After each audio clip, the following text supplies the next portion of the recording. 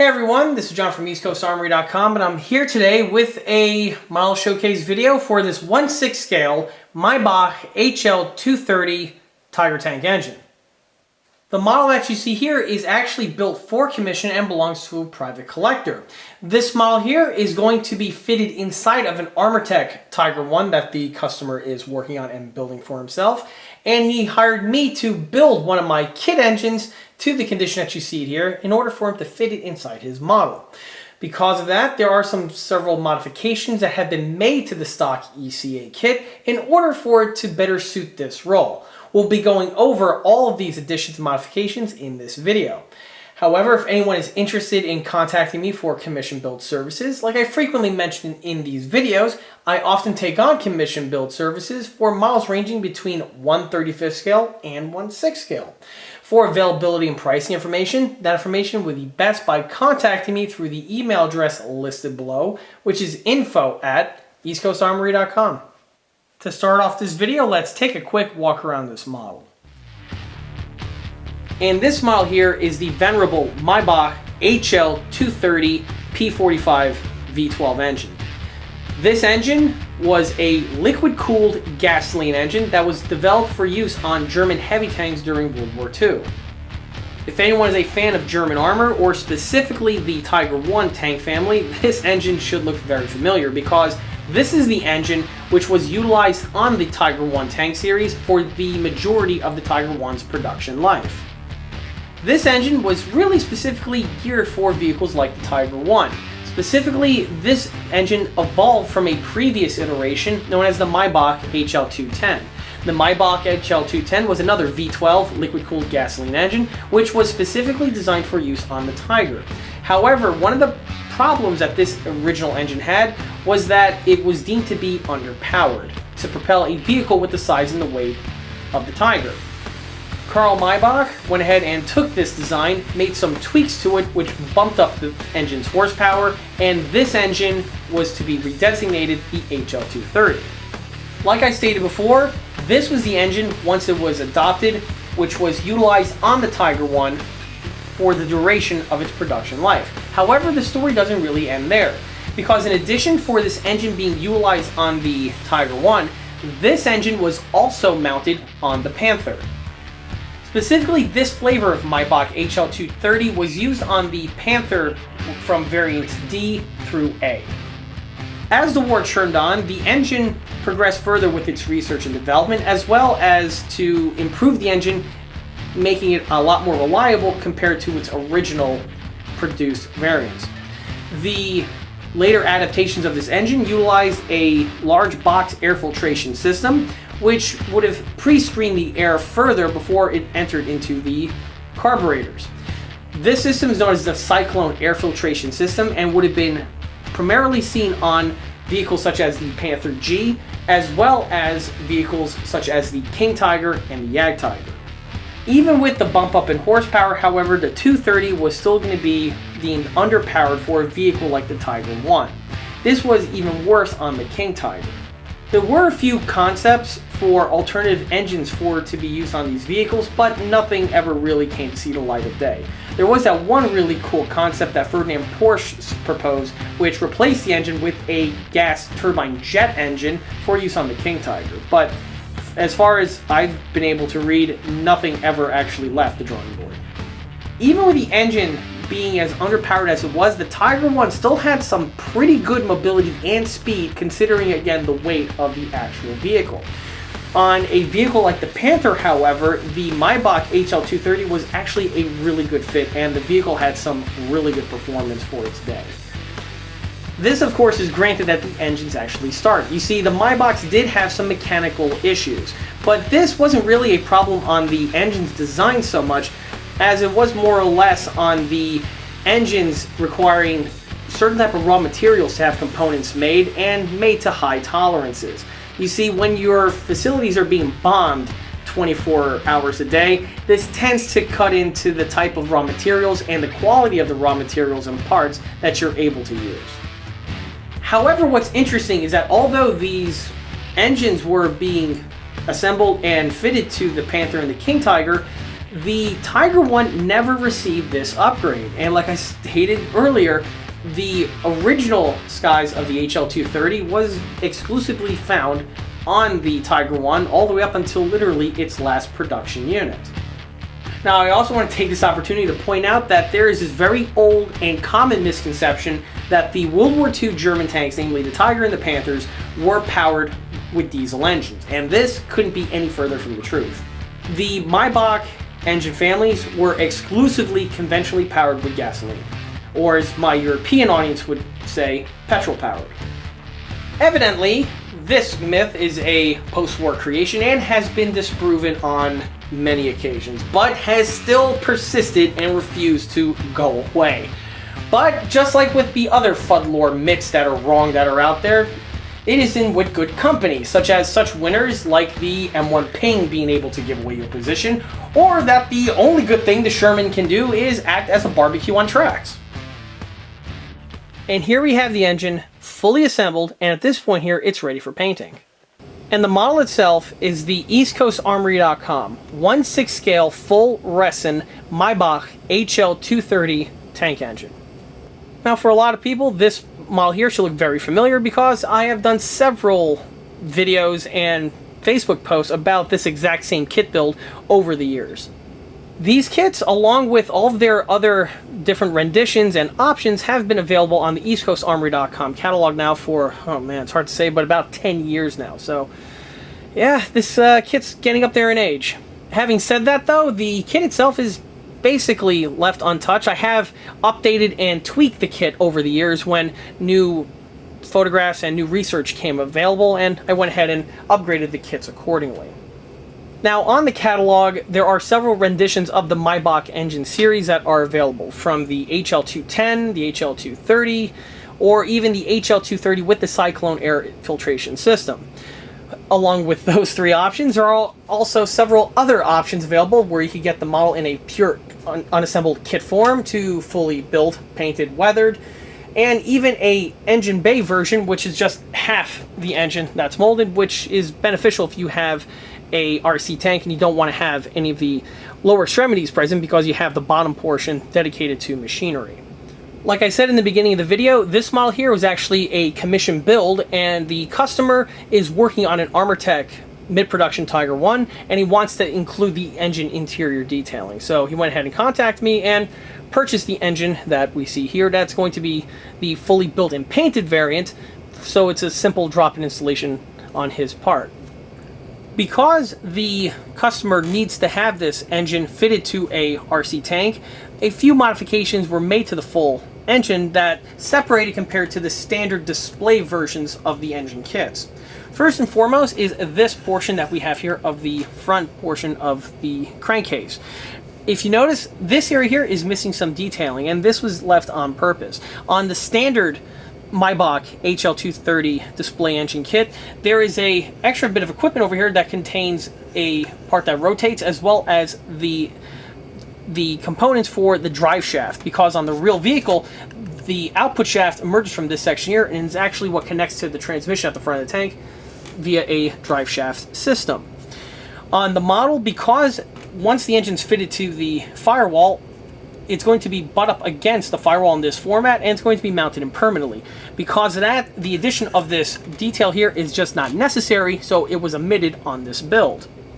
Because the output shaft plate was omitted, this now affects the front flywheel portion on the rear section of the engine. On the standard ECA kit, the flywheel and the drive shaft, output shaft equipment is connected via a metal linkage, and the two pieces are actually functional, where if you spin the flywheel, the output shaft will rotate as well.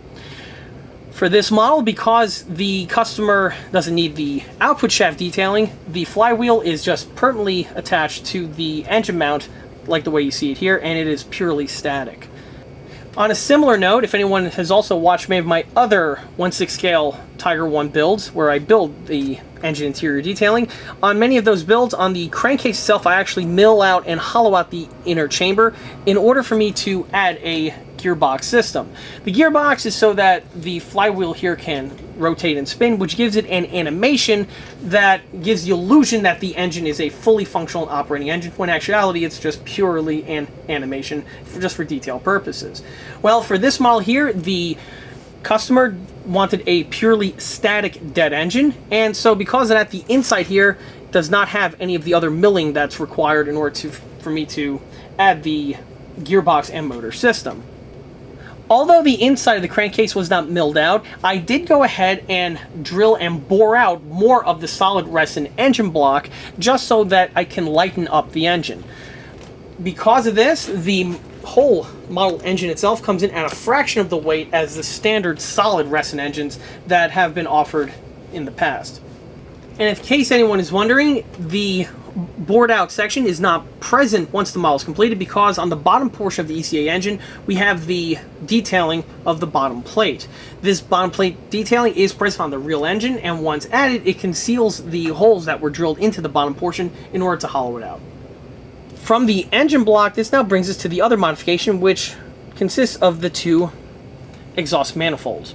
You'll notice the manifolds themselves have a tube that is molded into them, and the purpose of this tube is to hollow out these sections over here in order for the engine to be plugged into the tank's smoke system. With the way this model is designed, you fit this into the engine compartment, you have right behind the firewall your smoke system, and then you just plumb everything through the exhaust manifold. So the smoke comes out of the generator, runs up through the tubes, flows through these manifolds here, and then out through the exhaust stacks. This tube feature is not something that is a standard catalog item, but it's something that can be done upon request if anyone is interested in purchasing one of these engines for use on their models. And here's the engine now fully completed and is ready for, well, shipment and installation inside of the vehicle. Jumping directly into the paintwork, there is some contention and debate on exactly what color these engines were typically found, as there are several photographs from the period, no less, that show different renditions of these engines. From dark gray to all solid black to the format that we see here, which is black with the rocker arms that are left in their raw aluminum coloring. However, what is mostly agreed upon is that the engines that seem to have been mounted on the Tiger 1s apparently have this type of format, again with the black overall paint with the aluminum colored rocker arm covers. Because this engine is going to be mounted inside of a fully detailed engine bay on a model, the customer requested to have the engine in the weathered format. This is why we see the wear, the rust, and the oil staining effects that are present on this build. Although the engine is fully built and is ready for installation, the builder is going to have to add several other small fittings to the unit in order to fully encapsulate it inside of the engine compartment. The first of the fittings consists of the little drive shafts that we have here on the other sides. On the vehicles with the HL230, the way the fan clutches would be powered is with these two output shafts that we have here on either end. This, of course, was vastly different compared to the design found on the HL210. Well, on this model here, the knuckles for the first portion of the drive shafts are present.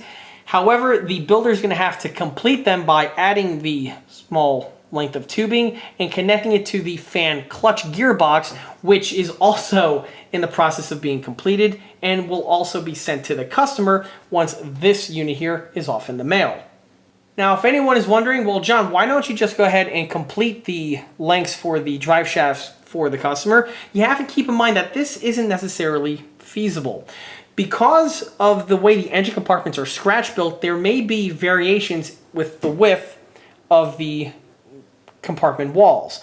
Because of this, if I go ahead and supply these drive shafts here and their clutches with the units in a pre-assembled format, this may lead to fitment issues where the drive shafts run the risk of either being too long or too short, depending on how the customer arranges and lays out his engine compartment.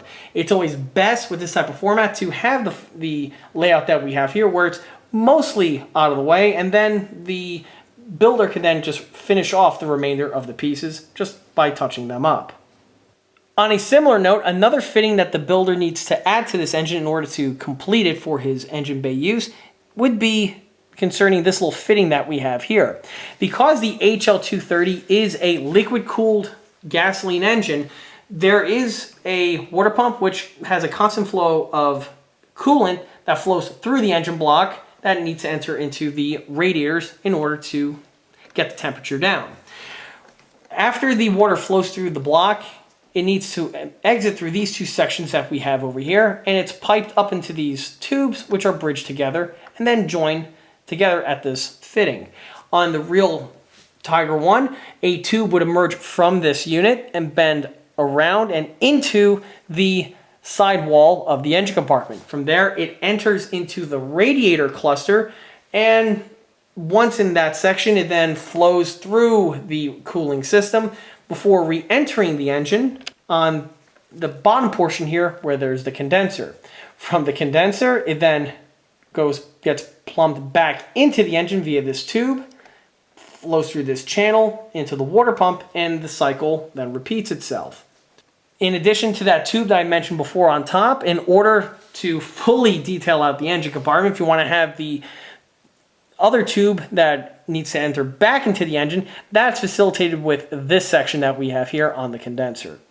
The tubes plug into these sections, and then this completes the coolant system portion of the build. While on this location over here, you can also see the fuel system. These two lines, which would simulate the fuel lines, would connect to the lower engine compartment fuel tanks, and on the real vehicle, from the fuel tanks, they would flow into the sediment jars, which would screen the gasoline of any sort of hard material particulate that would obviously cause a lot of problems if they wound up inside of the fuel lines, and even worse, inside of the engine. With the sediment filters, this alleviates the problem by the solid particulate settling at the bottom portion here of these glass jars, while the remainder of the fluid flows through. On the HL230, there are 2 of these sediment filters that are found on this engine. This was a simplification compared to the original HL210, which utilized 4 of these type of canisters for this purpose. On this side here, we have the 2 starting systems. This is the manual crank start, which has a drive shaft that iconically runs through the large oil tank that's found on the right side of the engine. Then right below it, we have the electric starter. On this unit over here, there would be a plug, and this would connect to the tank's electrical system, and is how the tank can be started from the driver's position via the instrument panel. Back to the front portion of the engine, we have the fuel lines, which split up via these fittings, and then this makes its way to the carburetors, which are found on the top, that I'll touch upon briefly. Also, while in this location, we have these 2 shortened tubes which emerge from these 2 locations found on the block. These 2 also work with the cooling system. There are going to be 2 tubes that need to be manufactured by the builder, which run along the engine compartment and bend their way and connect to these 2 sections here on either side.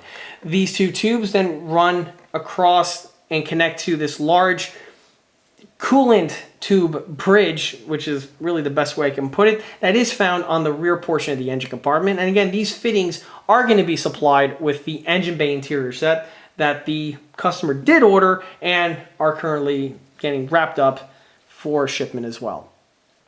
Just like with all of the ECA HL210 and HL230 series of engine kits, the top air filter system is fully removable. It's just held on via gravity and these 4 pegs that are found on top of the 4 carburetors. Here you can see how the linkage and fuel lines all tap in to the top portion of the engine block, along with the center governor section, which is concealed under this access plate that we have here. With the air filters off, this now brings us to the carburetors, and specifically this unit that we have here. These 3 carburetors are fully completed and no other additions need to be made to them whatsoever. But this one here needs to have 1 more addition made in order to complete the look. You see, on the real Maybach HL230, the throttle is controlled via this little clevis and a cable. This cable hooks up to the instrument panel and the controls found in the driver's compartment, and basically that one cable is what's used to control all of the throttle control found on the Maybach. By either going up or down, this will restrict or give more fuel into the system, thus accelerating or decelerating the engine. With the way the Maybach is designed, one of the carburetors controls all of this, and because of this elaborate linkage system, all four of the carburetors are affected and work in unison by just adjusting the clevis on the one. In the end, I'm pretty happy in how the engine turned out. Working on one of these kits is always a rewarding experience for me, and it always looks very impressive once you see the final end result. As good as this engine looks right here on the table, it's going to look even better when it's confined inside of an engine compartment of a mid-production Tiger 1. And with that, that wraps up this model showcase video for this 1/6 scale Maybach HL230 P45 Tiger tank engine. If you like this video, be sure to subscribe to this channel, where it's a great way to keep up to date on new posted content, being model showcase videos like this fellow over here, or the other smaller scale model showcase videos and project update videos that frequently get posted to this channel. Another way to keep in loop of new posted content is by liking us on Facebook. There, I have more photographs of this particular model, as well as the other smaller and larger scale builds that have been showcased on the channel in the past. Furthermore, don't forget to swing by eastcoastarmory.com for more 1/6 and 1/16 scale builds, detailed components, as well as full 1/6 scale tank engine kits. Till next time, take care.